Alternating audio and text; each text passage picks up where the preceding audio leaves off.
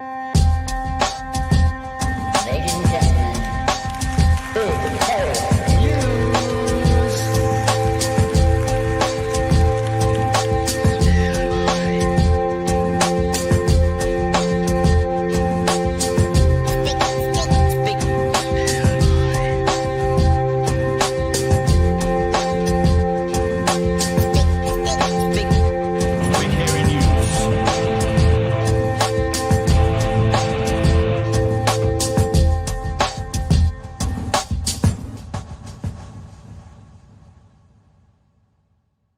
Hey, kia ora koutou e te whānau. Welcome back to another episode of Big Hearing News. How are you, Chewy?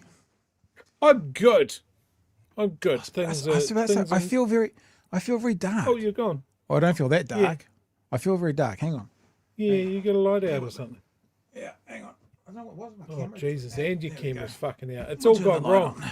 It's all gone wrong. It's all gone wrong. There we go. That feels a bit better. Kia ora whānau. Oh, what's going on? Oh my Your goodness. camera's fucked again. And why are we blue? What's happening? We're all blue. I don't know what's going on, whānau. There are This is great strange, when the strange software we use things puts out an afoot. update, right? Yeah. I And guess it we're always blue breaks tonight. things. All right. Hey, everyone. Talk to us, Chewy. Tell us nice things while I try and see what's going on, because there's a way you can do this. Yep. I'm currently doing arts and crafts, Pat. What are you doing? Because when you're a filthy punk and stuff like that, you got to make sure that your battle jacket is always up to date. So I'm just putting some badges on my battle jacket. That's what I'm doing. I just bought us Arts back. and crafts. We're back. We're back.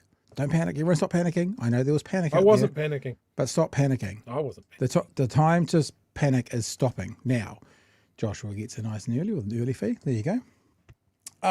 So let us start the show with, we do this once a week and we congratulate and welcome on board our new patrons. Justin Pollock, Skint, or it might be Skin T. Skin with a T at the end, it spells Skint, Skin T. JC and the Pigeon Cats, Trek Nut and Christina have all become patrons in the last 7 to 10 days. So thank you for being a part of who we are. Remember for everybody that there is a family meeting on Thursday night. We're going to have a chat with you guys about the forthcoming 18 months and what we're doing in those 18 months leading up to the next election. What else is going on, Chewy? Anything exciting in your world? Oh, you mentioned the next election. That is, of course, predicated on the fact that democracy still exists. Yeah. Nothing is for sure. And also, I mean, you know, there is not anything to say that we may not have an election in 6 months. I don't think it's likely, but it's not impossible. So, yeah. So that's Thursday night. So make sure you're with us Thursday night, or if you can't be with us, make sure you watch the show. We've got some stuff to share with you and some possibilities for people to get involved with. That's what we're going to do. All right, Chewy, you had a good day? It was really cold today. That wind in Dunedin makes it really cold. I realised today for the first time ever, because I live in like an old 1960s house, and there's gaps around the doors and that kind of stuff. And inside the house has been really cold all day, even with heat pumps on. And I think I finally realised is when you have a really, really, really windy day, the house is so old and sort of... there's so many gaps for air to get in. The wind actually does get in through the doors and keeps the temperature of the house down. So it's been a strange old cold day today. Yeah. And I thought today might officially be the last day for shorts, I thought. I like it at the shop that I work at. We have, it's not a big shop, but we've got a great big heat pump. And as you said, it's very cold and windy. So we had the heat pump turned up very, very high because short sleeves. And the number of people that came in that would go, oh, it's lovely and warm in here. And you're like, yep, that's because we like it. And then 10 minutes later, follow that up by going, oh, it's too warm in here. As they start shedding their outdoor layers. Their puffer jackets and that kind of stuff, yeah. Yeah. It's you could almost set your watch to it. It was pretty funny. Yeah. Anyway, busy old day. Took dog for a run, did a bunch of editing, did a bunch of planning for our meeting. Spoke to people at Waitangi for next Waitangi Day. Couple of other things were lining up, which we'll tell you more about as we go along. And that was about it. Just me and the dog home tonight. She's asleep down there on her bed. And we have a big old show for you. Tonight on the show, an apology, first of all. I got to the editing stage of the show last night, so I finished the show. Say goodnight to Chewy, give him a kiss on the forehead, and then he goes off. And then I start editing, and I was like, why doesn't this feel right? Hang on, we did 5 stories tonight. That's the 3 that we advertised plus 2 more. Why are there 3 that we didn't advertise? How does that equal 5? There should be 6 stories. And that's because last night we completely forgot to do the FamilyBoost story. We advertised it. We said we were going to do it. I got to the end of the show. I had so many tabs open. We just skipped on by. And so we're going to actually have a look at that tonight. It is technically last night's news, but it is really important because, as Chewy said last night, this was a foundational promise of this government. This was a cornerstone of their whole election, is to get help families, because of course 20 hours free childcare, that was stupid. So we're going to help more people by having them do a whole bunch of paperwork and have to stump up with the money to start with and then get it reimbursed. 100,000 families, and remember how much they talked about, the $240 a fortnight, $240 a fortnight, 100,000 families will be getting this package somehow. And it turns out that about 50,000 families accessed it in its entire, at all, and 50 families got the full amount that they were going on and on and on and on and on and on and on about at the last election. So we've got FamilyBoost 2.0 to talk about tonight.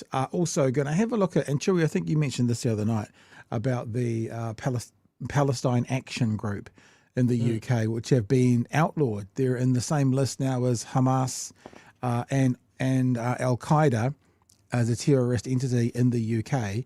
And the main reason, although there is a police officer that does say there's been acts of violence and vandalism for a long time, but it seems that the main reason is they spray painted the engines of some vehicles, which in and of itself, a criminal act. I can imagine charges for that kind of thing, especially if it's an expense that has to go. But if that's the end up reason to determine someone is as bad as Al-Qaeda, I just think about what are they called? The stop oil people who go around spraying everything. And if that was the straw, the spraying these engines, I know they're real expensive and stuff, but then what about anyone else that's been using spray or spraying or spray painting or shall we just say decommissioning something for a period of time while a group then has to fix it to work again?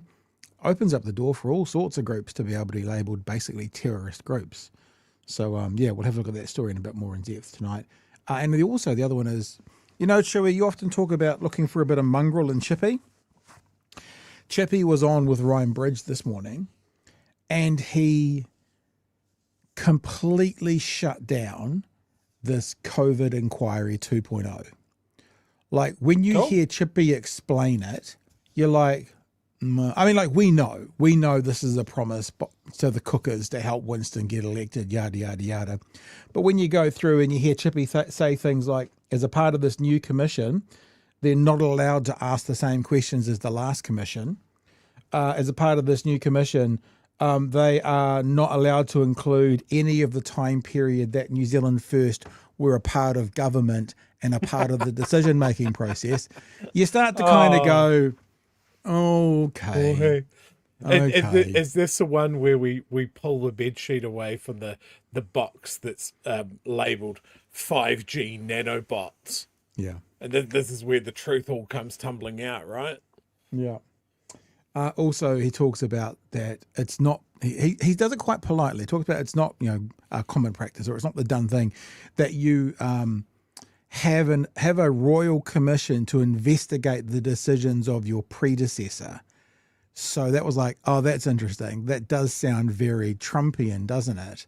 It's like, so what's Labour's going to get in, and they're going to have a royal commission into rebates to landlords and tax cuts.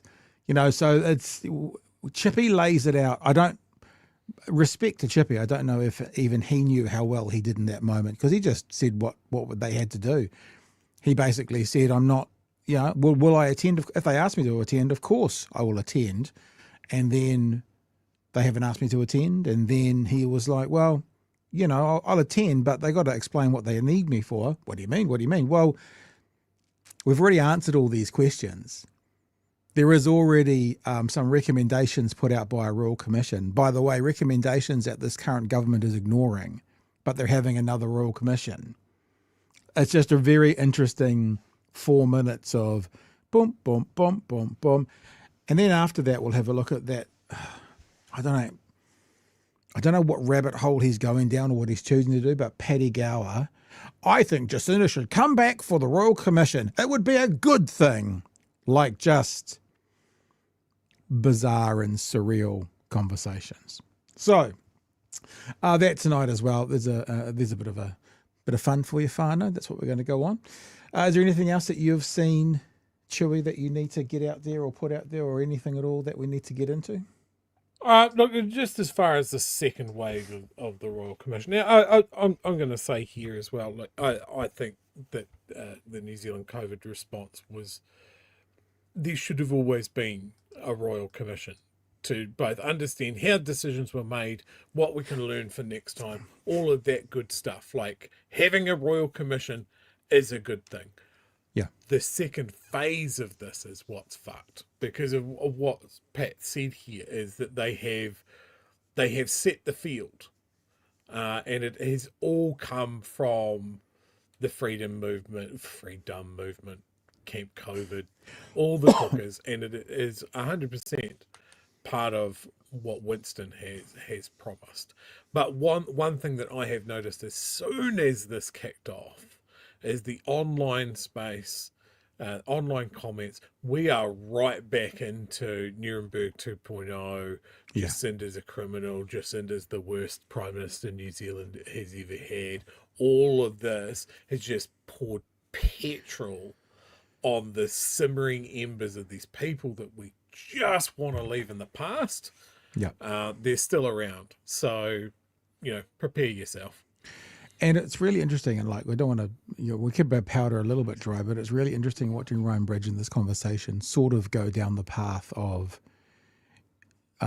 entertaining and being happy to amplify conspiracy voices. He does literally say at one stage, well, they have to get heard, don't they, even if they are conspiracies? And he starts talking about the front lawn of Parliament, and Chippy goes, they had nooses with effigies of people in there. And Ryan Bridge goes, oh, yeah, but, before that happened, and Chippy goes, that was on day one. So, it's like a little bit of clearing up some bullshit narratives that are out there. So the narrative that Ryan Bridge was doing was like, yeah, some lunatics turned up partway through. And Chippy's like, no, they had nooses with people hanging in them on day one. And Chippy goes, and my name was on one of them. Of course I'm not going down to talk to them. So the narrative that you're getting is what it started as was all, 60s free love, blimmin', we just want to work this out. And then it turned a bit seppo later on, and then it got really bad.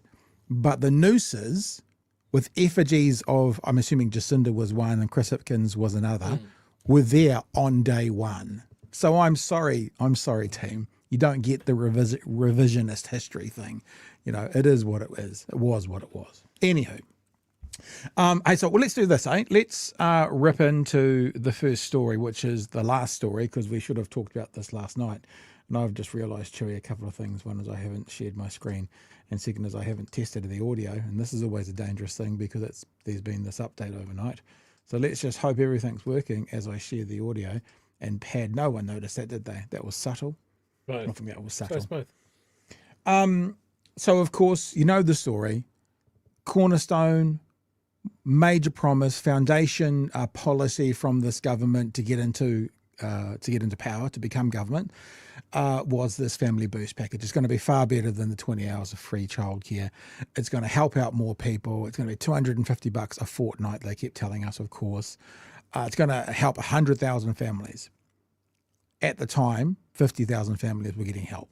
when these numbers first came out at the end of last year, start of this year. And fewer than 50 families got the full amount that they were talking on and on and on and on about. So they've had to go back to the drawing board and bring out a FamilyBoost even 2.0. Let's have a look. More families are being promised access to cheaper childcare under changes to the government's FamilyBoost scheme announced today. The policy hasn't lived up to expectations, with only about half of those predicted to use it taking it up. While critics say the new approach is too little too late. Senior political reporter Benedict Collins explains. The Finance Minister on a fix-up job. Her FamilyBoost policy isn't helping as many families as predicted, nor giving them as much. So today, changes. We're able to tweak the scheme and allow more money to go out the door to more people. You know, I've been watching, so this is a bit of a tangent, but there is a reason. There's a lot on the internet at the moment talking about Joe Rogan, a lot of left-wing commentators talking about him pushing back against Trump and actually kind of going, hey, why are we doing this? But they're all also saying, for Joe Rogan to be believable, the first thing he has to do is come out and go, sorry, I got this wrong. I got caught up in the melee. I shouldn't have amplified the voice, and what Trump is doing is wrong. The reason that resonates with me right now is these guys at no point are going to take responsibility for the last 7 months of shit they've put families through by changing it. It's a small tweak to the program. No, you got it wrong. We got it wrong. We're sorry. We're rectifying it, and we're going to make it up to those families who we impacted this way, X, Y, Z. But it just comes out like, oh, there was a little bit of a hiccup, but everyone's fine. No one was, when it's not these guys who are impacted. It was the families with young kids. And at no point do we hear we got it wrong. I actually think that's a really important point that they're going to run away from. And we know why. As soon as you admit you're wrong, then that gives fodder to the opposition to attack you. But you were wrong. You got it wrong. And you should admit that you got it wrong before we're then able to go, okay, you've admitted that it was wrong. It's behind you. Now what are we doing? You know what I mean, Chippy? Yeah, absolutely. I love how dismissive the word tweak is. Like, tweak is like, it's working pretty good, but if we make this change, it would be even better. That's not like we've noticed that fully 50% less people are accessing this than we thought.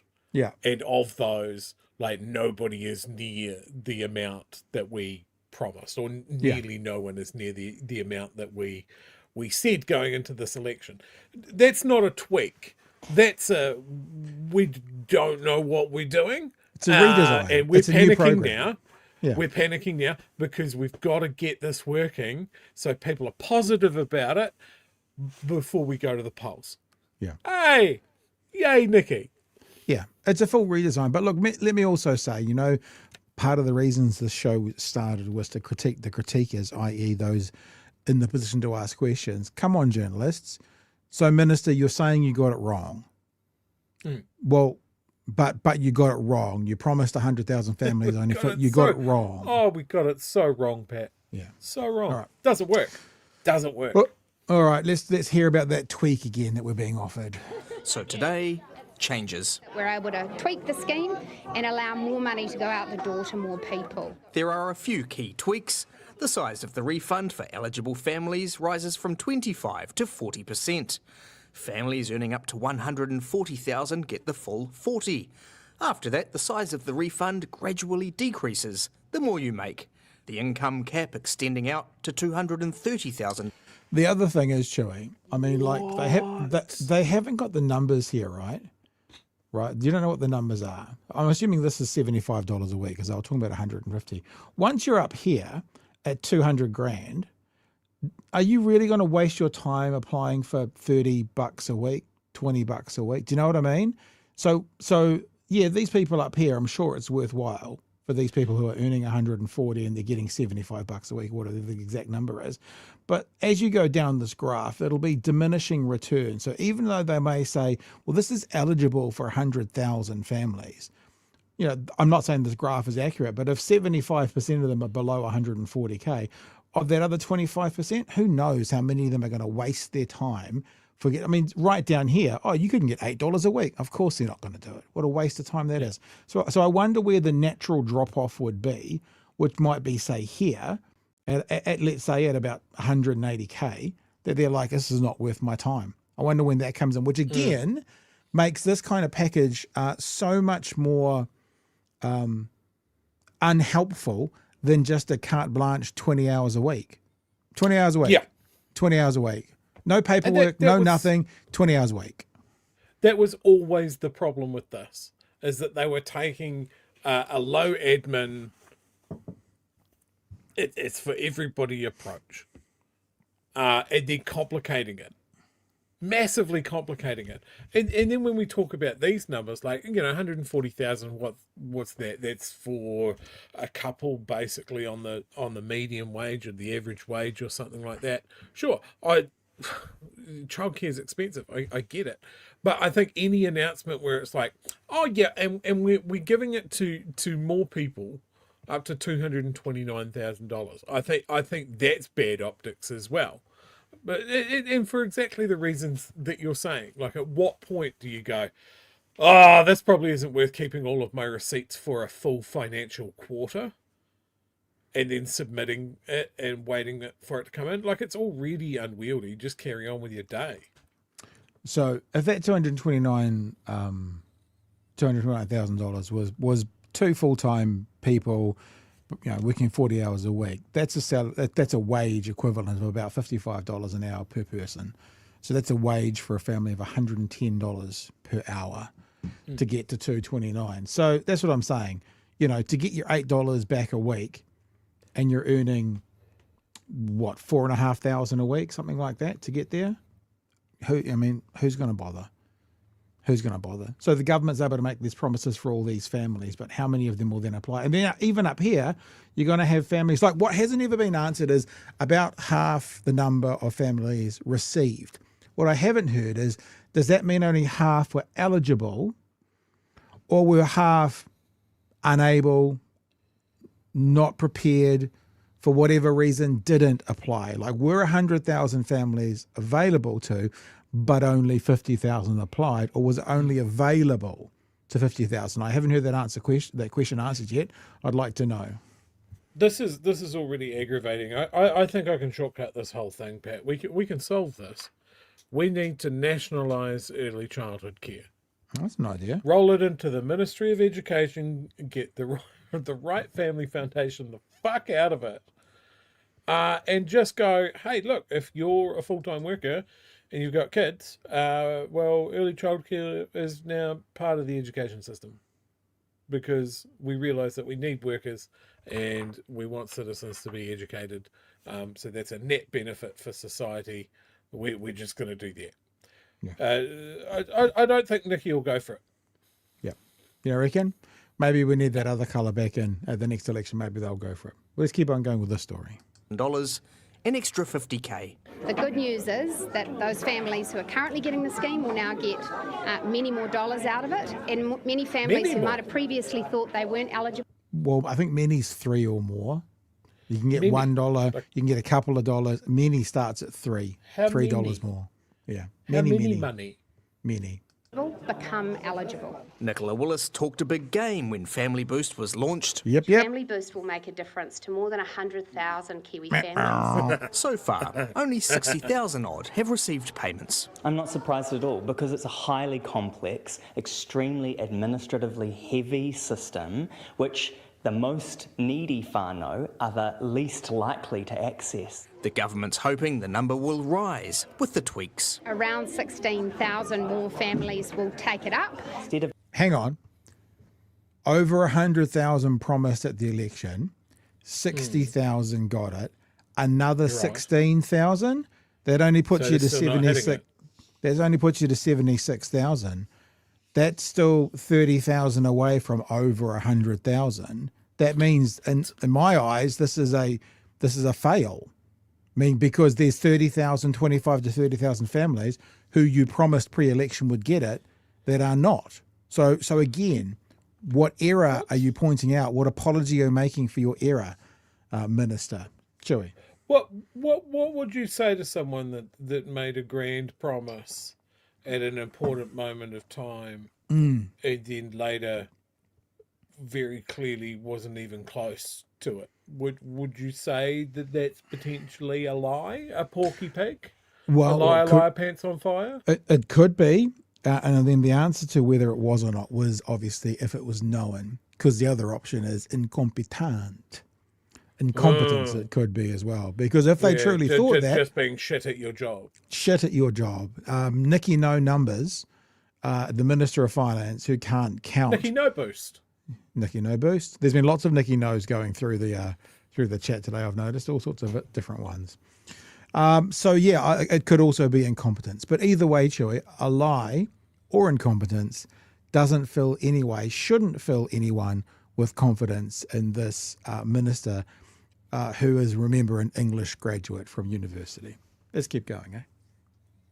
Of tinkering, instead of creating really difficult systems, we have. Well, Uh-oh.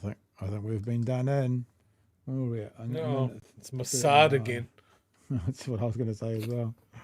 More families are being... With 1,000 more families will take it up. Instead of tinkering, instead of creating really difficult systems, we have clear solutions, which is make ECE free and accessible for all tamariki. There were differing views on FamilyBoost at this Johnsonville centre. We were struggling to be saving for a while there, and so now that we've got this, we go, okay, at least it can top up that emergency fund. There's schemes like in Melbourne where it's like the same sort of thing, but like everyone is eligible. Like I feel like that in this kind of economic crisis would be a better way to put the funding. I wonder if only we had political parties that could think that idea, Chewy. That would be better. Someone also put in the chat, meanwhile, a family on 22,000 who's a beneficiaries get nothing. That's a very good point as well. Yeah. I wasn't aware, but benefits. Yep, go.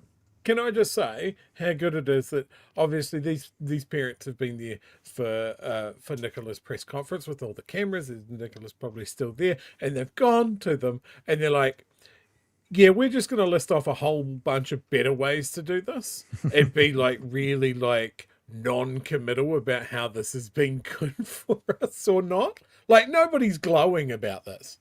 No, Nobody's like, oh, this has made such a big difference in our life and these tough economic times. It means I can put food on my table and know that my kids are learning and all of that. Everybody's just like, no, they do this better overseas, and it's important that everyone gets it. It's great. Nobody here is reading from the cue cards. Yeah, I mean, talking about nationalising it, I mean, like primary school. Your public primary school, yeah, there are fees and stuff, but the rules are basically if you can't afford the fees, you don't have to pay. They're more of a donation. I mean, it's done right through education system. Why can't it just start? I guess kindy is kindy's like that. There's a difference between kindy and childcare. Anyway, I'm a long ways away from that in my life. But yeah, I mean, it doesn't. They have a model for nationalising actually. It's called school, so it shouldn't be that difficult. Their view on today's changes. I think it's fantastic. I think it's especially for everyone. I think everyone's struggling with the cost of living. It's affecting. Unfortunately, sir, and bless you and your beard, it's not for everyone. This is the point we're making. If it was for everyone, then yay, agreed. But one thinks that maybe he heard the announcement, but is yet to delve into the details, because the details will say it's not for everyone. Not just people on lower incomes, on higher incomes as well.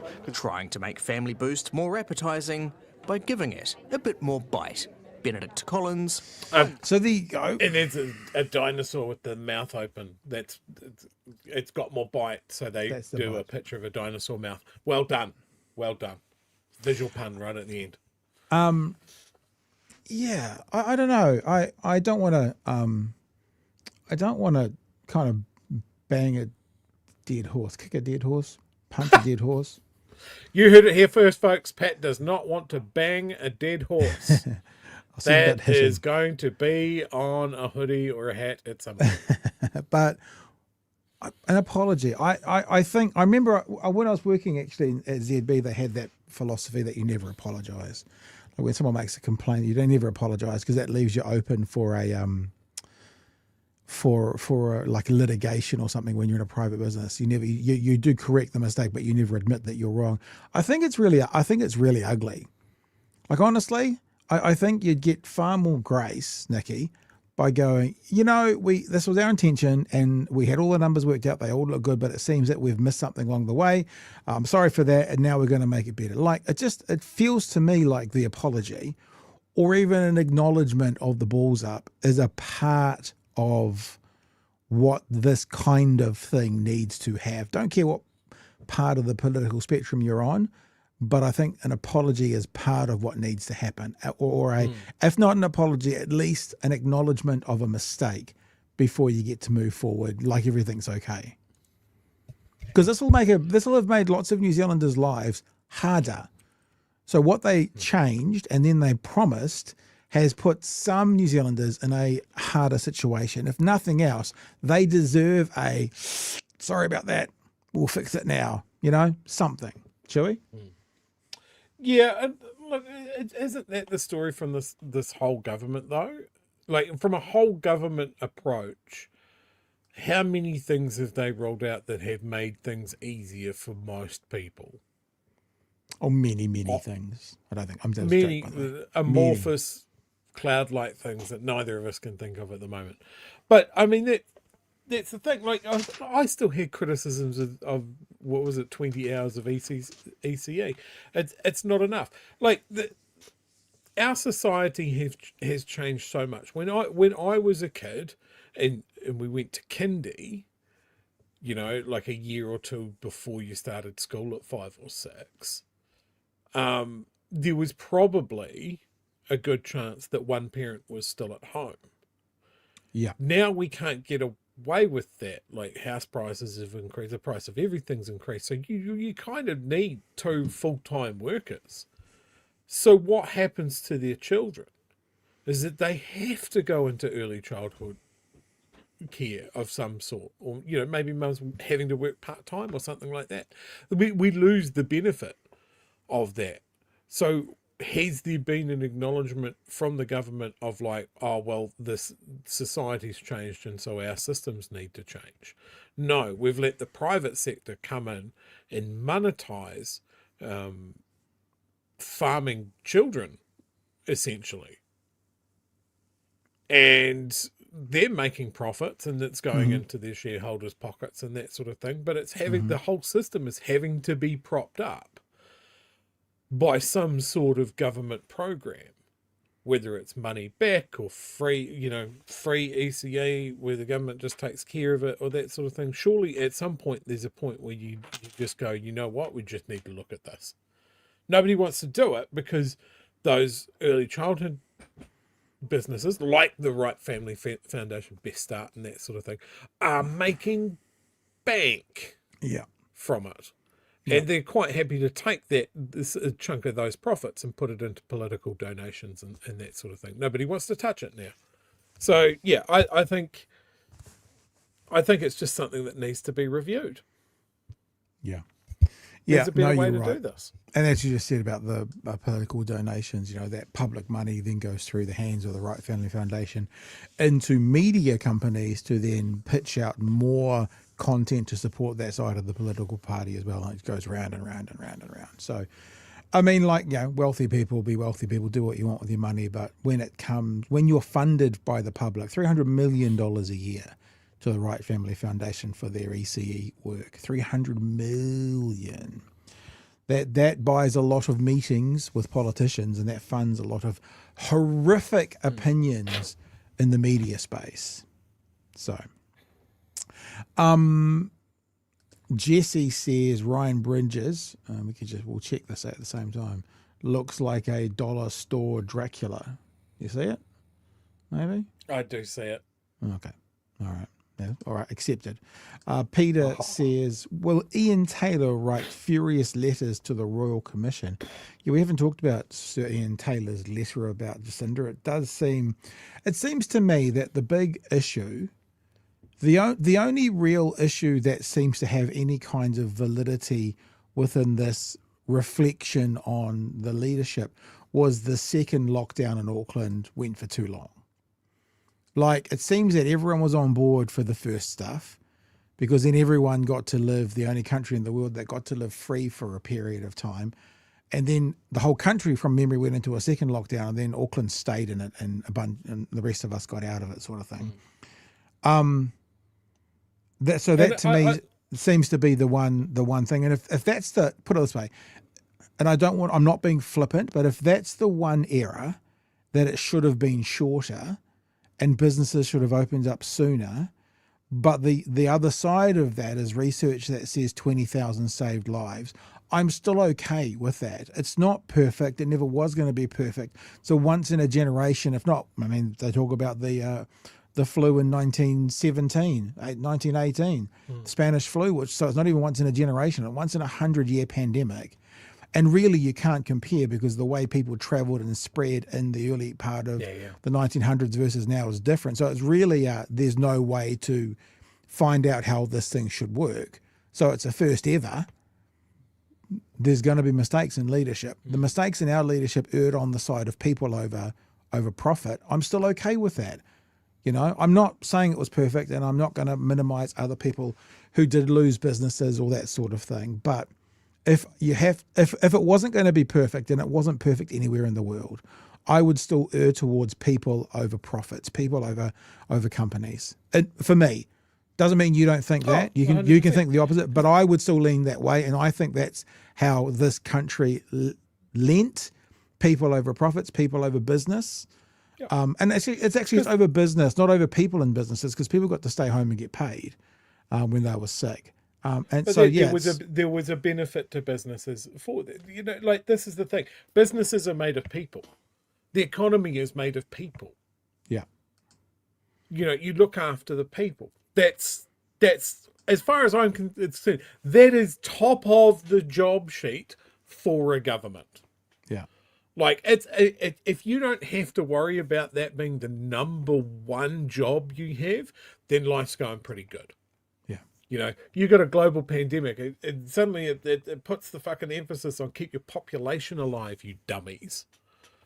But the thing that I reflect on, and certainly I'm so glad that people are getting sick of Surrey and Taylor's open letters. It's just, God, they're irritating. But I remember a chart or a graph or a cartoon or something like that at the start of the pandemic that was just basically, this is how it's going to go.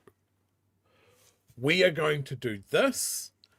The really bad thing doesn't happen because we did it. And then afterwards, people are going to go, nothing bad happened. We didn't need to do the thing. We didn't need to do the thing because we did the other thing. And that is exactly how it's played out. It's exactly how people have thought. You know, people are coming up with their own personal narratives. Political parties are coming up with their own narratives of like, oh, you know, we never supported this, or we did support this. You know, I saw a conversation on Blue Sky where somebody saw a relative of theirs speaking in the inquiry on the news or something. And it was just going, well, I had to do this to get out of town. And this person was like, I can tell you that bitch did not need to do that. She just wanted to get out of town. You know, and I freely admit that being tucked away down here in the bottom of the South Island, we were lucky. We didn't have to experience that second lockdown that Auckland did. And I realise a lot of people did it very, very tough that time. And it was something of diminishing returns. You know, people weren't sticking to it. It was still spreading. At some point, you just had to go, right, well, it's got out from underneath the glass. We need to accept that.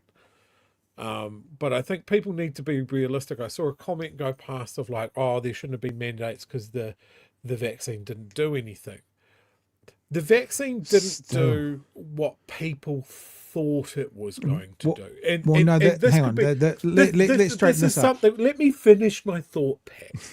I was just saying, like at the start of it, when there was so much rush going on and people heard vaccine, they went, what in their brains, what are the vaccines doing? I know the vaccine's for fucking chicken pox. So if I get the vaccine, I don't get chicken pox. And I think that was maybe some bad communication around what the vaccine was doing, or maybe not full understanding of what the vaccine was doing. What we ended up with was an understanding that the vaccine lessened the symptoms, but perhaps didn't stop transmission. It kept people out of hospital. But there are a lot of people that seem to be aggrieved that, well, I thought it would stop transmission. And it turns out that it didn't. So therefore, everything I've been told is a lie. And this is why we have a Royal Commission. So people can look at what worked and didn't work. Like, there was a lot of communications, but maybe the population didn't have the understanding of what this was supposed to be. You see the difference overseas. You see people in hospitals being on ventilators. And that was the thing that we were all terrified here of, a massive spike crushing the public health sector. We wouldn't have had enough ventilators and people would have died, and all of the other reasons that people would have for being in a hospital, there'd be excess deaths there. And it didn't happen, and it came down to the vaccines. I've finished my thought now, Pat, thank you. First thing is, I looked it up today actually. Every year in New Zealand, about 60,000 businesses start and about 50,000 businesses close. Through the worst part of COVID, which I think was 2021 for businesses, 60,000 businesses started and 60,400 closed. So it was more, definitely, but it wasn't like 300% rise on the number of businesses, like perhaps another 10,000, and they were the hospo ones. All I was going to say, Joey, before was to try and help the situation, because what you just said is not quite right, because it did stop transmission. It stopped transmission in alpha. When they developed the vaccine, and this is what the anti-vaxxers need to understand, it pretty much stopped the first variant of COVID, because that's the one it was designed around. As the variants changed and mutated, it got to the end, which I can't even remember the names of them all now, and basically what it did was keep you out of hospital, but it didn't stop transmission. If you go back and have a look at the numbers and the actual how it responded to the vaccine at the start, it was a very good example of stopping it and stopping transmission. By the end of the variants, before the new ones came in, it didn't. So that's actually what people need to understand. And when you still come across these people today, these anti-vaxxers going, they told us it would stop. But it's like the flu vaccine this year will stop last year's flu, or certainly attack last year's flu, but it won't do anything for this year's flu, because this year's flu hasn't had a vaccine made for it yet. So the truth is, it got lesser and lesser and lesser and lesser effective to stop it. But the point being, as you said, it made it milder, and it kept people out of hospital. So it was like a seatbelt. Yes, you can still die whilst wearing a seatbelt in a car crash, but it does lessen the chances of a very serious injury. That's what it was by the end. And then you combine that with all of the other measures, the wear masks in public, limit your exposure to other people, in the mandates of staying home and that sort of thing. That layered defence is why we didn't have the death rates that we saw overseas. Like, right. I urge any of these people to talk to anybody that worked in the NHS in England and ask about their experiences during the worst of the outbreak. Or Italy, or New York. A war zone. Yeah. And the other thing is, the reason that we have such a, it sounds horrible saying this, but better death rate is because of the lockdowns. It enabled us to keep COVID away from the majority of people until the vaccine came in. And the vaccine then gave much more protection to people. And that's actually the reason that the death rates were down, that in New Zealand, we got people vaccinated. It was later than some countries, but well before COVID ran through the whole country. And then after COVID ran through the whole country and the numbers looked similar to who got it, the reason the deaths weren't there is because people were vaccinated, and it was a mitigating factor. 100%. So anyway, we're doing a story about that next. We started doing next. this right when I just casting my mind back to when we started doing this, and we were talking to virologists and professors looking at that, and God, we were lucky with the people that we had on the show at that point, eh? Yeah, totally. Actually, maybe we should. That's probably a good idea to get someone on this week, because this review, which we'll go to in a second, is going to be in the news for the next month or so, I guess. Let's get to these last of these super chats, and then we'll actually move on to the next story. January 6th was all about love, for fuck's sake, says the Danger of Mouse. Yeah, just like the Wellington lawn. Lake Fee from Kooky. Peter says, has anyone in chat applied for this? What's the process like? Oh, yeah. If any of you guys have applied for the FamilyBoost, I wouldn't mind knowing about that as well. Arvid says, this many monies. Arvid's again, oh Nikki, you're not fine, Nationals in decline, hey Nikki. Sounds like that's very good. Sounds like an AI song about to come out. Shane says, you see the news that South Australia has passed a bill taking money out of politics last week? Yep, I did see that, and absolutely. It'll be interesting to see how that pans out. I would love that to happen. As Peter also says, if South Australia can ban political donations, we can too. Kai Martara says, a fun fact, Pat, we had vaccine passports in 1913. Yeah, and I guess we know all that side of it, but to use that vaccine passport to leave, for example, your area and travel, I mean, it was a lot harder to bring the flu from Europe to New Zealand, for example. Well, that was COVID, one of the not reasons so that the flu was so bad, is because it was at the end of the war. So everybody, so what they reckon that happened with the Spanish flu, first of all, it shouldn't have been called the Spanish flu. It should have been called the Texas flu, because that's where it started. Right. But everything's bigger in Texas. Yep. It came from American troops arriving in Europe for the end of World War One. It spread throughout the trenches like wildfire, because of course it did. And then soldiers were coming home jammed into troop ships. And that's why we had the first global pandemic, because we were at a time where the incubation period for a virus matched a time for people travelling home. I remember seeing a map of Dunedin from that time at one of the local museums here, where they had red dots on the homes where they had deaths from the flu. And just to see it visually represented like that, like there were hundreds and hundreds of deaths, and talks of a local park being covered over with tents because there wasn't enough room in the hospital and stuff like that. Like, that's what could have happened today if we didn't do something. But we learn from these things, hopefully. Yeah, well, hopefully. The only thing that's unfortunate is because it has become far more political than it should have been. If something like that was to happen, next year, government wouldn't respond in the same way, because they'd be too worried about the blowback. But yeah, it's almost like now nobody knew what the Labor government blowback was going to be at the end of COVID. But even if they did, I would have hoped they would have pretty much done the same thing. To use a phrase we've heard tonight, maybe a few tweaks here and there, but focus. Okay, whatever they think they could do today to focus on people over profit, I would still be okay with that. I would not be okay with profit over people. And that's why you saw places like America and that getting hit so hard, because they opened up a lot earlier. Ian says, after someone has died, how long would one stay at home to have them back? How long was it? If it's less than 2 years, choose someone likable. We lost few school days. After someone has died, how long would one stay at home to have them back? What am I missing? Am I just not reading that properly?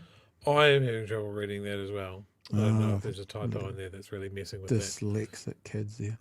Wahiki, what I can't believe is how many got sucked into Russian disinformation bots and are still convinced. Yeah, and we played the clip the other night from the podcast Pod Save the World with Jacinda, where New Zealand, and I think she might have said one of the Pacific Islands, were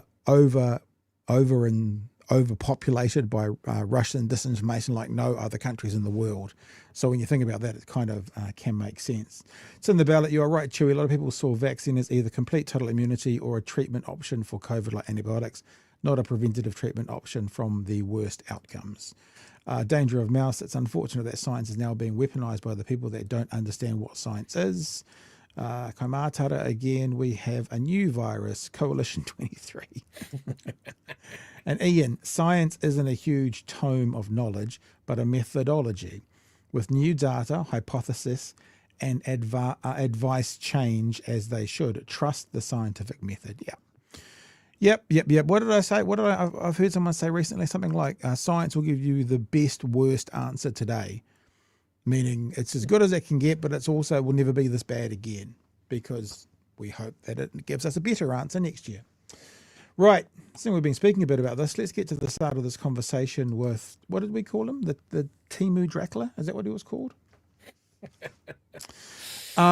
This is Ryan Bridge, our friend and colleague, Ryan Bridge. He hosts a show called BHN. It's Big Herald News. And he's talking to Chris Hipkins. And I don't know if there's too much cutting in we need to do here, but the way that Chris basically explains out why the second COVID inquiry is a pile of rancid dog shit. Without saying that, as a politician, he says things like, I will comply with whatever they want, I'll be as helpful as we can. But when they start talking about it, and Ryan Bridge is a very bizarre person in this. He's like, I don't know whether he's in the camp of the COVID conspiracists or whether he's in the camp of libertarian, why the hell did you lock all the businesses down? What a waste of time. It feels like he's happy to push those narratives of you guys went too hard on saving lives. It's a bit strange. Let's have a listen. The next phase of the Royal Commission of Inquiry into COVID-19 is underway with lockdowns, the big focus. Former Health Minister and COVID-19 Minister and now Labour leader, Chris Hipkins is at the desk with me this morning. Chris, good morning. Good morning. Good to see you. Have you been asked to go give evidence? At the moment, they've sent us a series of questions that they've asked us to give written answers to, so I'm working my way through that at the moment. We just received those, I think, late last week.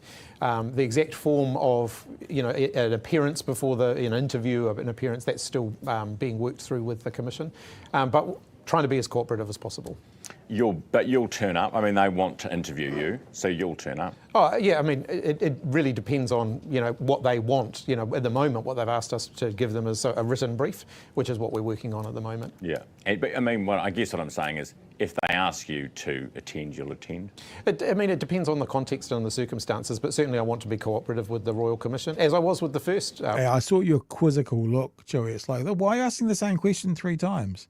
Yeah. This is not like, he's not like driving, he's not trying to avoid the question. He's going, well, I'll be helpful, whatever, Royal Commission that was set up. I spent several hours with them answering all of their questions. So why wouldn't you do the same with this one? Well, one of the things is they'll have to set out what it is they want to ask that's different to what. Yeah. So this is where Chippy goes into the thing about what they can't do in this inquiry, which makes you kind of go, why are they having it? Same with this one. Well, one of the things is they'll have to set out what it is they want to ask that's different to what the first one asked, because their terms of reference specifically preclude them from asking the same questions that the first Royal Commission asked. So what is it that they want to know? Are there things you don't want to answer? No. So why wouldn't you go if they ask you? Well, look, what I don't want to see happen is, is a whole lot of theatrics. I'm very interested in engaging with them on how we can capture the lesson. And this is where Ryan Bridge now goes, oh, okay, so you guys are allowed to be theatrical, but these guys aren't. That's the line he takes, and he just gets shut down. It's quite marvellous. Tricks. I'm very interested in engaging with them on how we can capture the lessons. You're worried that this round 2 is politicised. Well, the terms of reference are certainly far more political than the first one. But they were political decisions. Be mindful of that. They were political decisions that were being made. Well, yes. And that's a stupid thing he just said. What he just said is if a decision that's political is made, that makes it a politicised decision. We know that's not what a politicised decision means. A politicised decision means something that you are angling for to make a political point. It's not because it involved politics. it's actually, and yeah, I don't know whether he's being facetious or not, but it's a stupid thing to say that because it was in a political realm, that means it's politicized. No, that's not how we use the word politicized.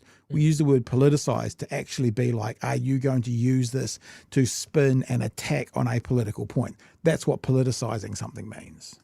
But they were political we need to be decisions. mindful of that. They were political decisions that were being made. Well, yes, but governments don't generally establish a royal commission to look at political decisions made by their predecessors.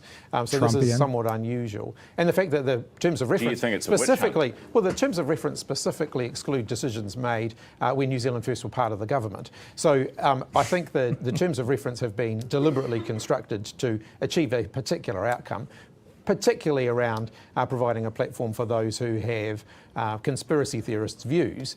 That seems to have been specifically written into the terms of reference that they get maximum airtime. Yeah, do you know why? Because telling people they... I know why. Because Yes. Winston Peters needs to pay back the people who put him in, even though he knows it's ridiculous as well. That's why. But what Ryan Bridges is about to say is because even if they're conspiracy theories, if they don't allow them to get viewed, then they're going to hang around. That's actually the second stupidest thing I've heard today. Into the terms of reference that they get maximum airtime. Yeah, do you know why? Because telling people they have conspiracy theorist views doesn't stop them having conspiracy theorist views. And in many cases, as you discovered on the lawn of Parliament, you make them worse. Yeah. Well, you also giving them a platform doesn't make them better. Is it a platform or is it a place where they can be heard? Well, like, you mentioned the protest at Parliament. There were people there hanging nooses in the trees. Do you really think that was constructive engagement? No, that was not a platform for constructive engagement. Well, before we saw the nooses, and we don't know who put the nooses up or what they were there for, do you? They hung them on the first day they arrived. Who hung them? They hung them. What do you mean by we don't know who? That's what I'm saying.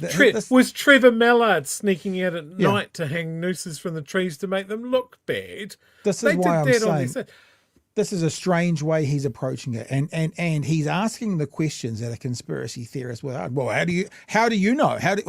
Who I didn't see anyone put those up. How do you know they were put up by us? I think they were a plant. I mean, he's not saying it like that, but he's certainly in that Venn diagram. Yeah, this is revisionist sort of stuff. Anybody that lived in Wellington at the time knows the energy that was coming out of that camp and the way that they were behaving and stuff. This is an absolute stain on New Zealand history, and Ryan's sort of trying to frame it as if they were all just misunderstood and angry because they weren't being heard.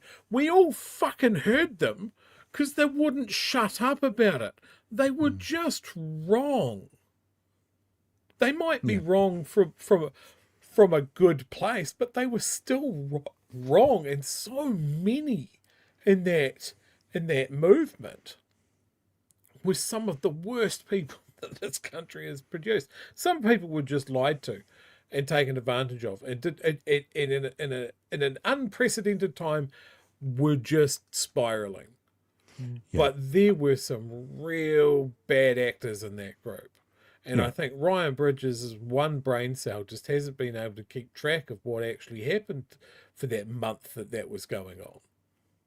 Yeah, so this is the point again where Ryan tried to use the revisionist history part where he says, but up until the nooses were hung, everything was just like on the up and up, and then of course the point comes back, they were hung on day one. And as soon as you say that, they were hung on day one, you're like, so there were potentially dangerous, but certainly nefarious actors on day one. So let's stop all this bullshit about they came in and they took over partway through. They were there from day one. Were they the majority day one? Maybe not. But then again, would you put someone in the middle of a group of people where 1 or 2 or 5 or 10 people are in that group happy to put your effigy in a noose? Because just so we're clear, that's saying they want to kill you. Would any Prime Minister go into a room of 1,000 people if the police knew there was one person there that wanted to kill him or her?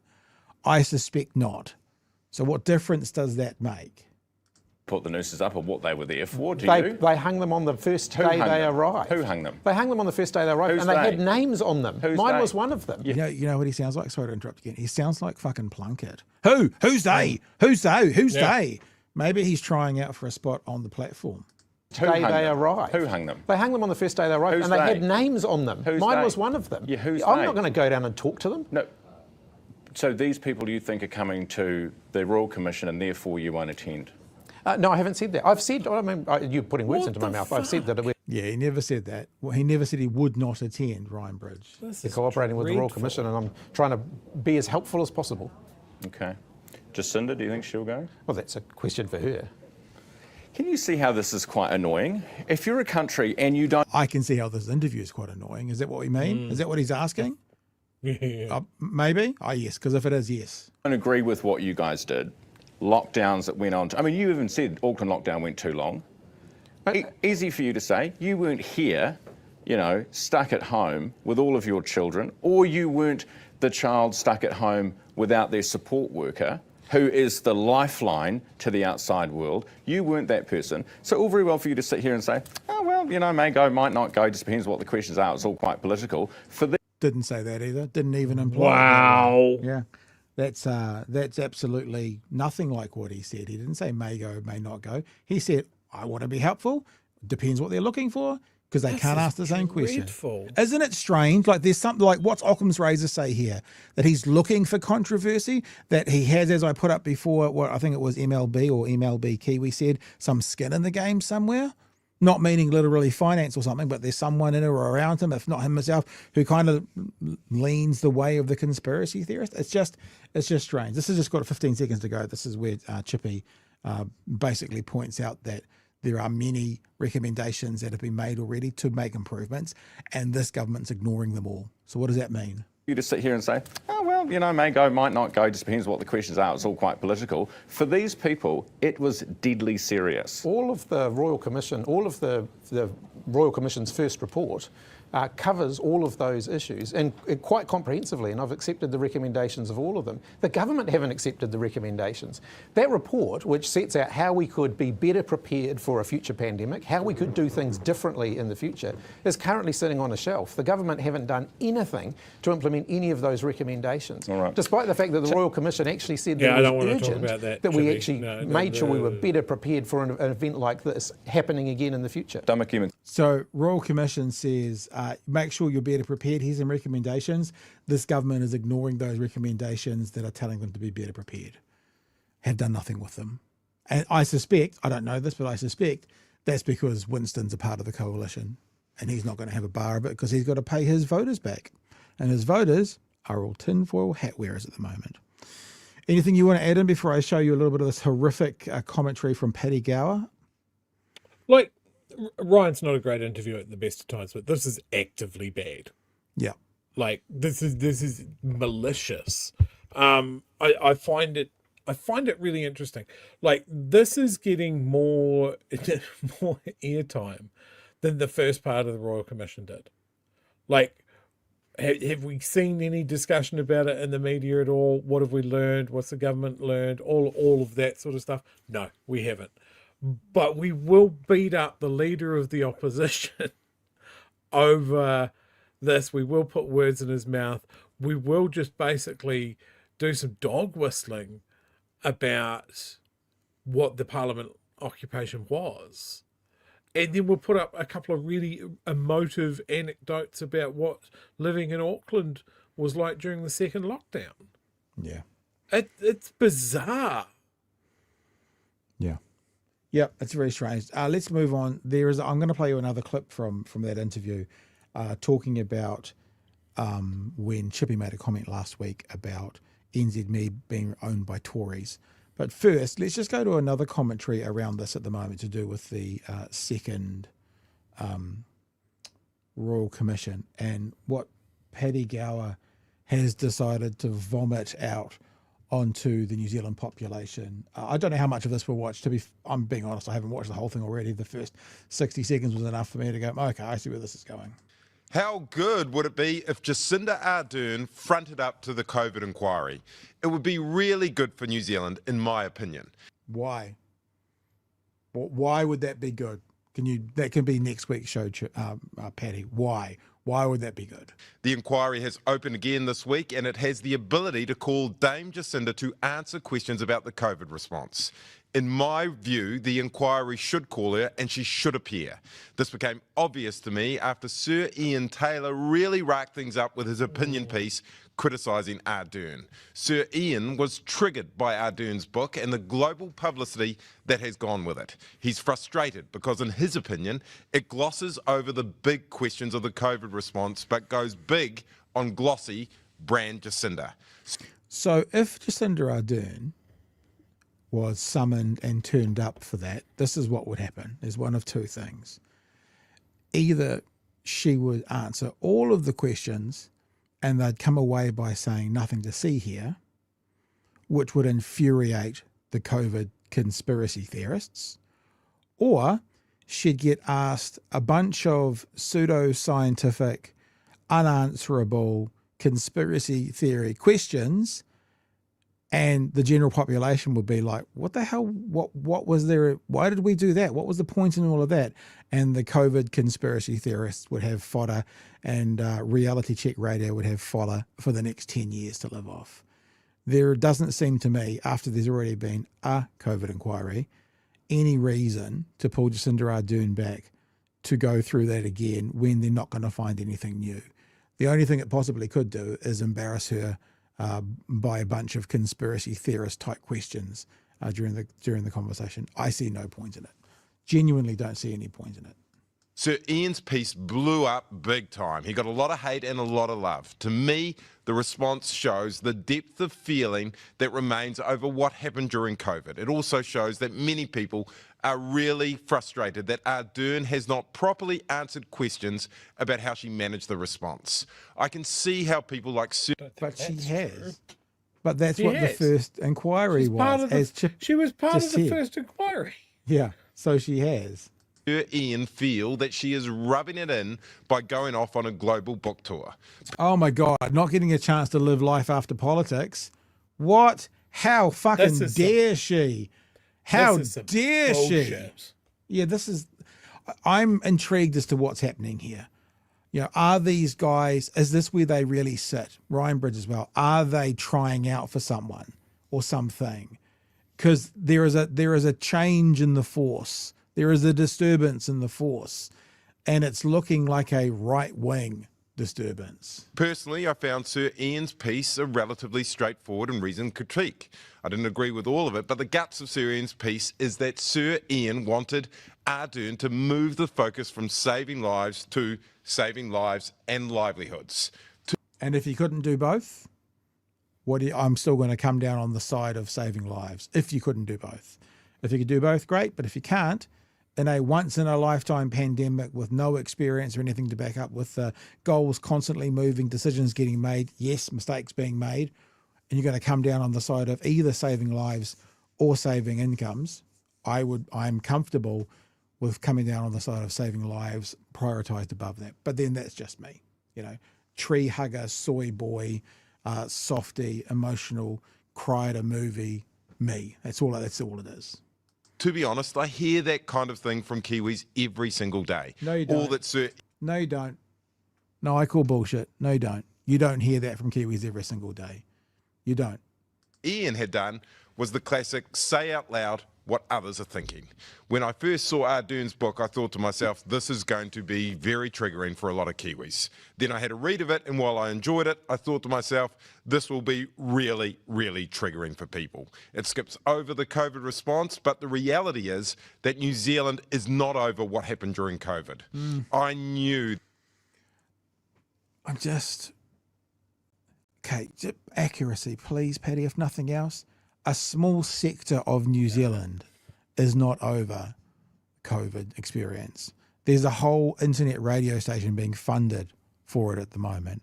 A small sector of New Zealand, not New Zealand, a small sector. 5, 3, 7%, not New Zealand. Chewy?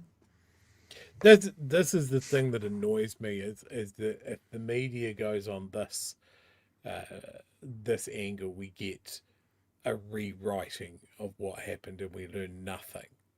Like this narrative that we were an incredibly divided country. No, people are forgetting the mass support from the population that our COVID response had.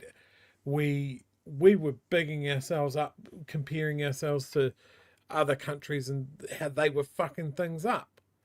We are talking about less than 10% that were pissy about this, about being told what to do. Look, even some of that 10% might have had valid concerns about where they were coming from. But there are a lot of bad actors and a lot of shills and a lot of people weaponizing scared people in a particular direction. Not even just domestically, but internationally as well. So this idea that it was, or this implication that it was a 50-50 split. Yeah. That the numbers of people that were angry at Jacinda were somehow much, much larger than they actually are. We're only a couple of years out from this, and this is how we're talking about it. Like, the first Royal Commission got zero airplay. Paddy wasn't talking about it. Ryan wasn't talking about it. It was a depoliticized process of like, what did we do good? What did we do wrong? How did people react to it? Like, I put a submission in for it because I had some very strong thoughts about it. This second one is getting all of this airplay, and they are linking it to Jacinda's book. They want to haul her. Like, why don't we just put her in stocks in Aotea Square and let people have at it? This is fucking weird, and this is the second piece we've had from Paddy Gower, where it's just like, what the hell are you huffing, man? Like, it's a bizarre point of view in a position to take. Just want to put this out there as well. This was a poll done 2021, resounding popular support for a decision to take New Zealand into strict lockdown. How strongly do you support or oppose the decision to move New Zealand to alert level 4? 72% strongly supported it. So yeah, it's not New Zealand. It's not New Zealand. Should we give this another 60 seconds? It's got about 60 seconds to go, or are we done? Oh, yeah, I'll see if I can cope with it. All right. That the sentiment out there would mean that there are lots of Kiwis that feel the same as Sir Ian about Ardern, frustrated, disappointed and annoyed. Some Sir Kiwis. Ian is an empathetic and eminent New Zealander who cares deeply about this country. He really tried to help during the COVID. Yeah, he's not. Yeah, correct. And look, no, the thing is, his opinion is valid. What doesn't feel valid, especially what is happening right now, is for people like Paddy Gower to go, this is how all of New Zealand feels. And so Ian Taylor has finally said the words out loud that all of New Zealand feels. It's not the case. Ian has said out loud what some of New Zealand feels. I would suggest it's a very small minority of New Zealand feels. And he said it out loud. Ian Taylor has written a letter about what he thinks. He speaks for himself. Now, there might be people that agree with him. He might take a fair stab in the dark that he's speaking on behalf of a few people. Paddy Gower is trying to do this as well. When you have an opinion, it is your opinion. You only speak for yourself unless you're the head of an organisation and you've taken a poll and everybody fucking agrees with you. But you see it in comment sections all the time. People don't have the confidence to just say, this is my opinion. This is what I believe. It's always like, this is what me and thousands of outraged New Zealanders think. I'd like to see your methodology. Show me you're working. Like, just say it's your opinion. Like, this is the whole thing. Like, Ian Taylor is a smart dude. I get it. He's done notable things. He's a notable person. But this idea that you get to the point where you've created a business and you've made some money and you've done some philanthropic things and that sort of thing somehow makes you an expert in fucking everything is just wrong. I think that open letter that he's done, he has this idea, like, he was so critical of everything through the COVID response, and I think that came from a good place. But what it was every time something happened, and Ian Taylor would speak up and say, "Well, no, this is wrong. This is wrong. This is wrong." Like, he did his part. He wasn't critical of the whole thing. He was very No, he wasn't supportive of critical, but he all the was first critical stuff. about a lot. Yeah, like after the first, it was more towards the second half. I think he's told us, in fact, that he was pretty much on board for that first lockdown and all that kind of stuff on board. I think it's primarily became critical after the second lockdowns and that sort of thing. Just for giving him his accuracy for what he's probably said on the show. Yeah. But yeah, it's like, yeah, I don't know. I've lost my train of thought now, but yeah, Ian Taylor frustrates me. Not as much as Paddy does, but just to see someone that has a platform that can put his thoughts out there. But yeah, he is not an expert in everything. And I don't think he's right on as much of what he thinks he is. I think as well, though, I'm not defending Ian here, but Ian's written an open letter to Jacinda, but you're correct from him. It's people like Paddy who are saying he's finally put a voice to what all of New Zealand is thinking. I read the letter, but I don't think, I can't recall it, I don't think he said this is what all of New Zealand thinks, because I don't think that's how he's wired. I think it's this kind of commentary who go, this is what all of New Zealanders think. So I think that's on Paddy, not on Ian for the extrapolation to everybody. Do you know what I mean? Yeah. Paddy's the main offender here. Let's get to the end. Response using his energy, ideas and contacts to get things moving. And like every other New Zealander, he is allowed to have a view on what happened during the pandemic. Correct. And Sir Ian, like any other Kiwi, is allowed to ask for their COVID questions to be answered. The inquiry Nobody's has saying the that they're power not. to call Dame Jacinda as a witness, but it can't force her to appear. As I said, Jacinda Ardern should front the inquiry. It would be positive for New Zealand. I can understand why she wouldn't want to with all the haters and wreckers out there, but the inquiry doesn't and shouldn't have to be a witch hunt. I asked Ashley Bloomfield questions about the COVID inquiry, about the COVID response earlier in the year, and he answered them in a really good way. Dame Jacinda could do the same. Her views on the COVID response are crucial and should be respected.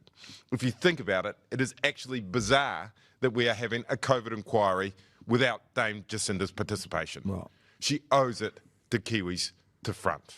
I agree with the first half of that sentence. It's bizarre we're having a COVID inquiry because we've had it. Let me just remind you again, this is not a quote, but these are the ideas that Hipkins put out there about this current inquiry. They can't ask the same questions that were asked in the first inquiry. An inquiry to look at the predecessors' decisions sounds very Trumpian. It excludes decisions made when New Zealand First were a part of government, and it gives conspiracy theorists the maximum airtime because, as Ryan said, conspiracies need to have their views heard. So if she was to turn up and they can't go over what was in the first one, what are they going over when these questions have all been answered? 5G nanobots. Yeah, but that's probably it. Let's do some of these super chats, and then we'll go back to Ryan Bridge and just play the last bit, which is about the NZME thing, because this has become a long bit now. So let's do these ones. This is for Ryan Bridge, Timu Tomb Raider instead of that. Akadakat, aka Dakat.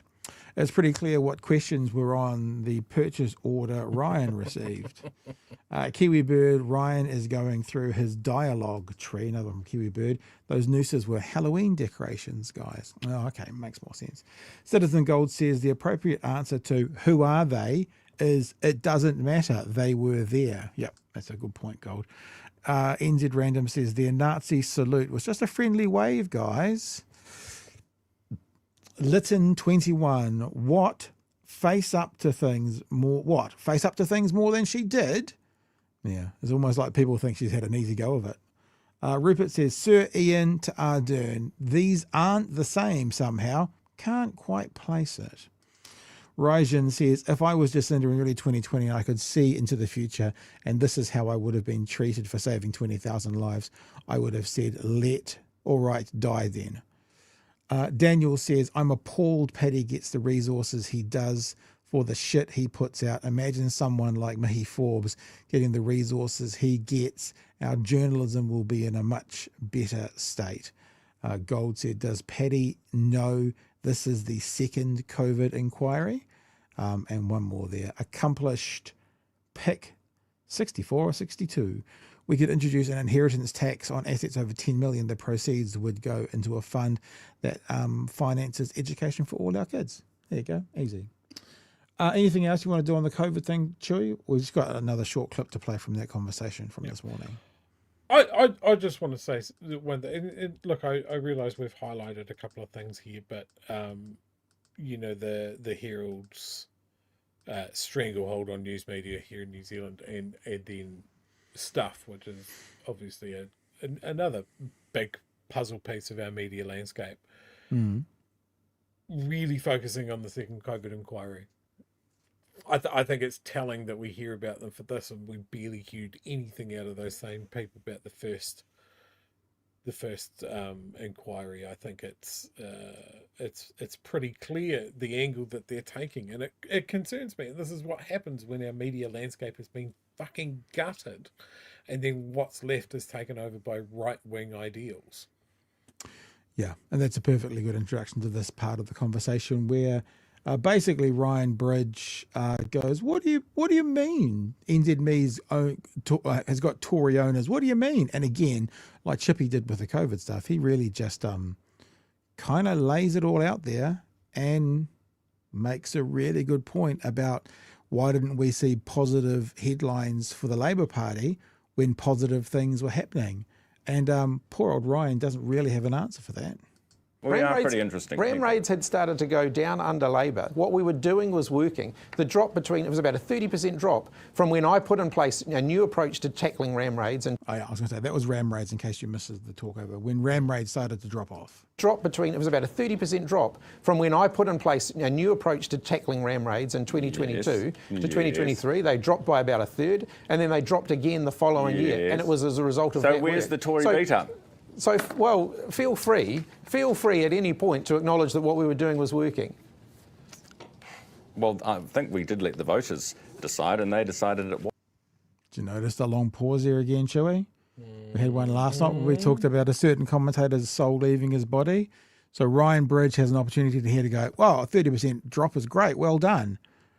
But there's a big old gap. So, well, feel free at any point to acknowledge that what we were doing was working. Well, I think we did let the voters decide, and they decided it wasn't. Well, people don't decide elections based on single issues there, Ryan. Okay. But I didn't see at any point a front page headline saying Labor government action working, ram raids fall by a third. Okay, fair enough. Do you know what we'll do? We'll have someone print one up. And then he makes a joke about we'll get a fake headline printed for you and bring it to you. But there was just a little tidbit at the end where Chippy made a comment last week and that, Tories owned NZME. He gave a really clear example, and one of the hosts on NZME was a bit tongue-tied, Chewy. There you go.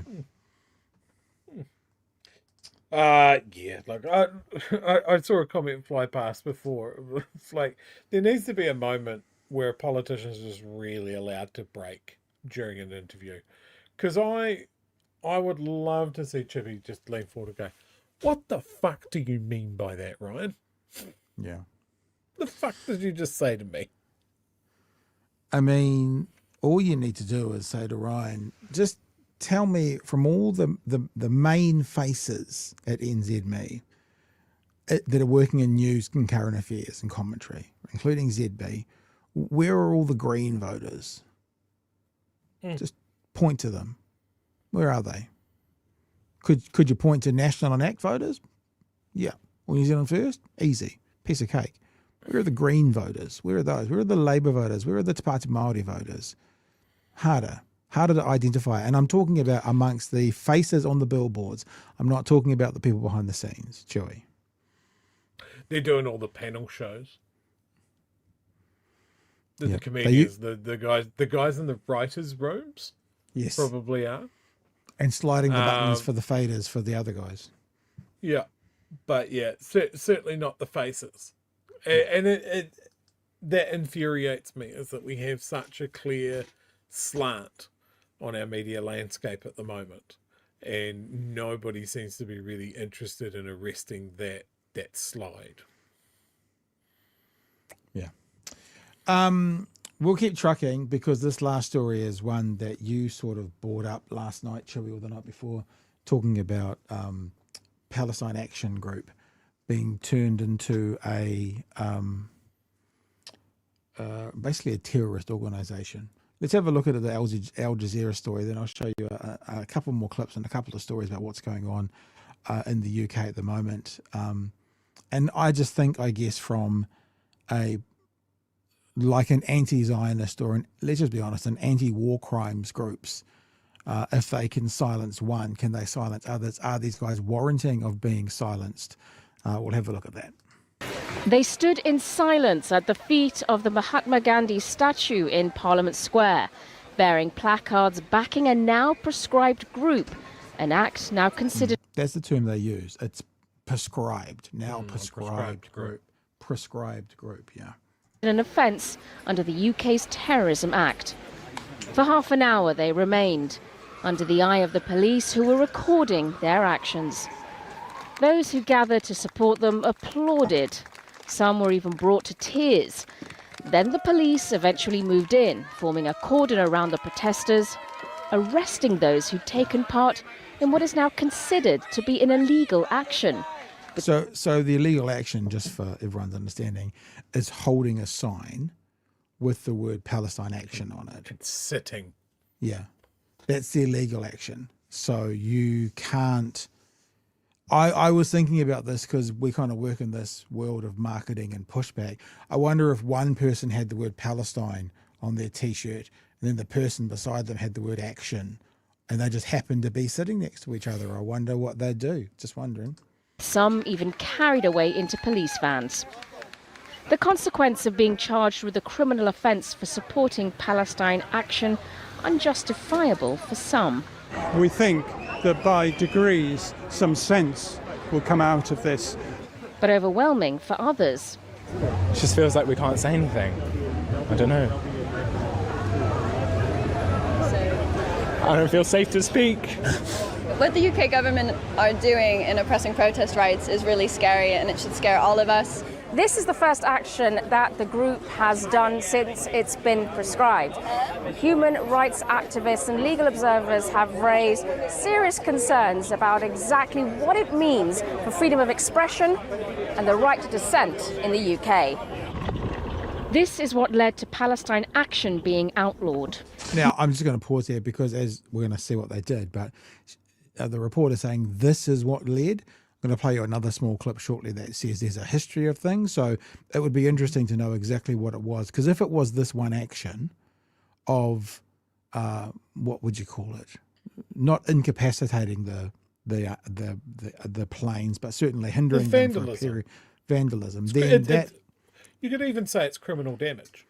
Yeah, that actually then opens up to a whole bunch of questions around what does one group or one person need to do to be sentenced under terrorism laws, which is all a bit unclear at the moment, I think, even for people who are over there involved with it. Members of the group breaking into a military airbase and damaging 2 refuelling planes. That led to the government using anti-terrorism laws to ban the group. A last-minute legal bid to postpone that failed, but a hearing later this month is expected to deal with whether the group's co-founder is able to bring about a High Court challenge to the government's decision. For now, Palestine Action joins 81 other organisations that are prescribed in the UK, including Hamas, Al-Qaeda and the neo-Nazi group National Action. Sonia Gallego, Al Jazeera, London. Now, you saw a shot at the very end there, and that was actually of I meant to push the front there. That was actually of an 83-year-old, I think she's a priest or a nun? Reverend, yeah. So she was there. So this is a picture of the 83-year-old priest who was sitting in a deck chair, holding a sign and got arrested. Reverend Sue Parfitt, from Henbury in Bristol, was arrested on the same day the group was outlawed. She was attending a demonstration in Parliament Square, London on Saturday. The group became a proscribed organisation under the Terrorism Act 2000, as someone has said in the chat, Labour government, just remember that. making membership or expressing support for them punishable by up to 14 years in prison. Yeah. Met Police Commissioner Sir Mark Rowley said it's not about protest. This is about an organisation committing serious criminality. A total of 29 people were arrested at the demonstration and since have been released on police bail pending further issues. There was one more thing to show you. This was a conversation on Sunday morning with the Met Police Commissioner. This is just the first 60 seconds talking about this. Let's just briefly have a word about that protest yesterday. We saw some of the images from it this morning, including an 83-year-old female priest being taken away from a demonstration, having been holding a placard. Is that really a good use of police time? The law doesn't have an age limit, whether you're 18 or 80. If you're supporting prescribed organisations, then the law is going to be enforced. Officers, you could see, did it with great care and tried to preserve that person's dignity, but they're breaking a serious law. Palestine Action have, over the last 18 months, have to be careful what I say because there's cases coming to trial, but some really serious criminal offences that they're accused of. There are millions of pounds worth of damage on multiple occasions, there are assaults, there are weapons used. This is not about protest, this is about an organisation committing serious criminality, and obviously the Home Secretary was persuaded by the papers on her desk to prescribe them. That law's coming to force, and if people want to defy that law, then we have to enforce it. OK, well, it'll be interesting to see what... There you go. So that's what he had to say, Chewy. Assaults and weapons used?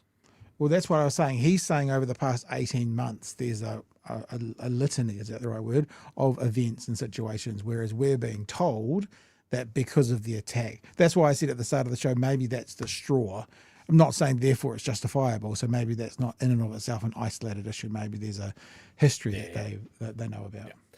This is some bullshit, and it's bullshit from a Labour Party over there. Keir Starmer is an embarrassment. I think if you're hauling 83-year-old reverends into the back of a wagon, you are not winning the narrative war there. Especially when it's against a group that is saying, hey, you can all see this genocide that's happening, right? Why are we helping?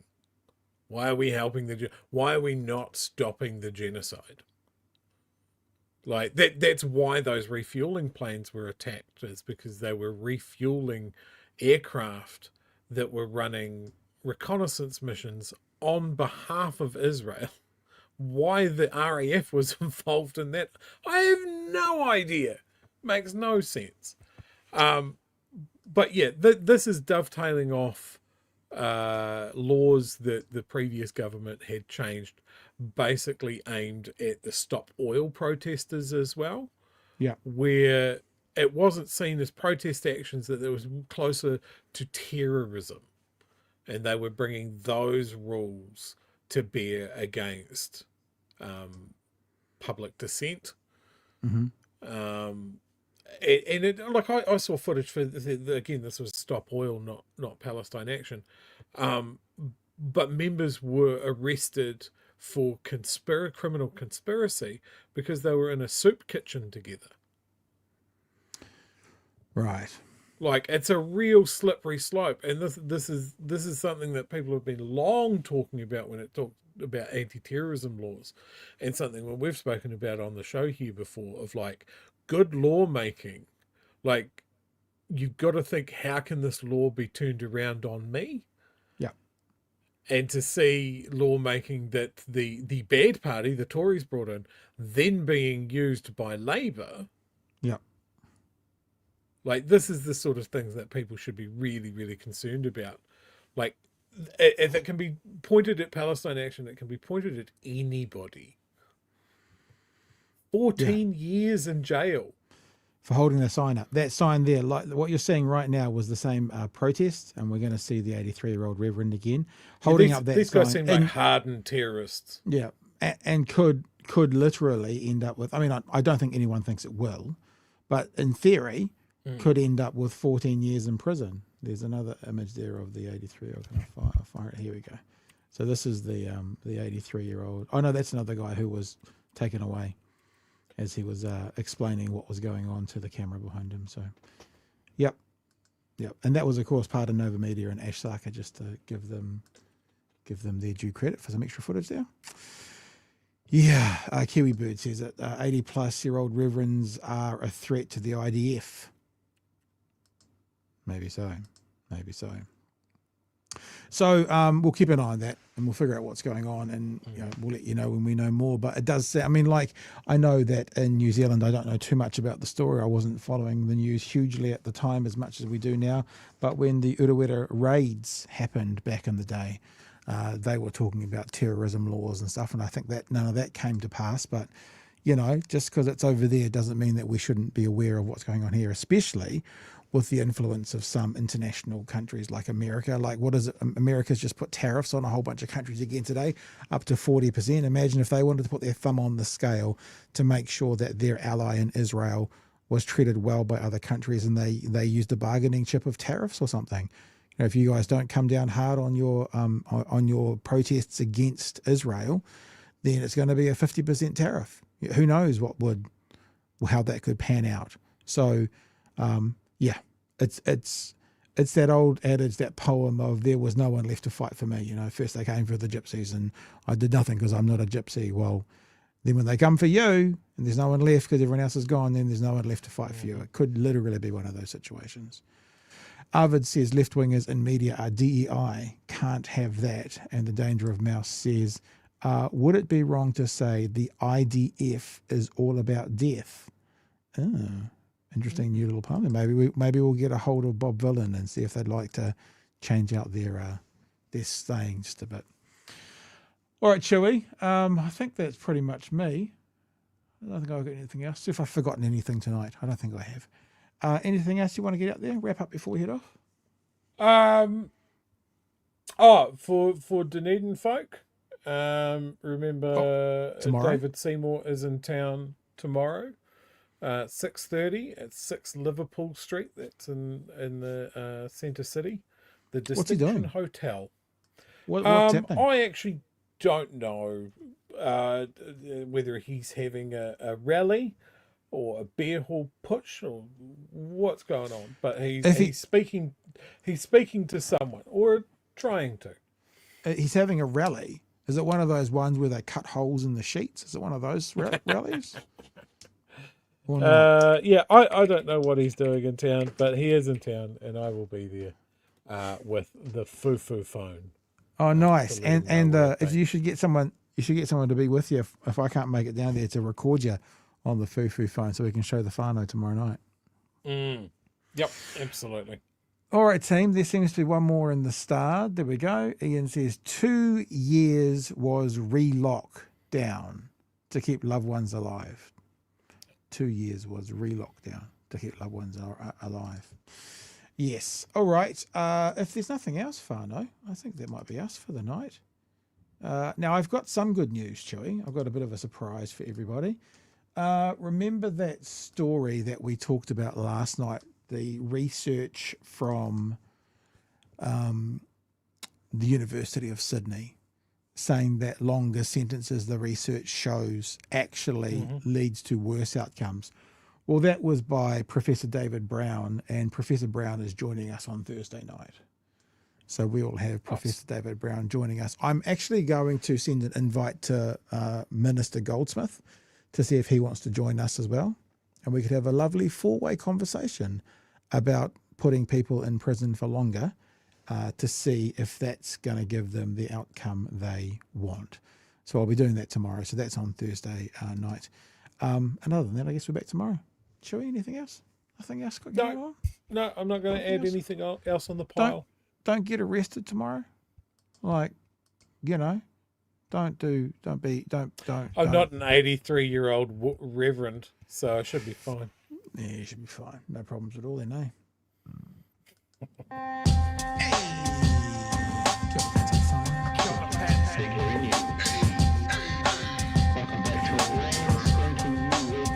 Help us settle a debate, whether it be thoughtful or funny, even if we're all creatures of hate. It's a fine line that we're walking together. For better, push aside the temptation to berate. Let's take a note of the corners we stand in. As many points as the hairs on my chinny chin chin. When the news that we're watching is hairy, knowing all the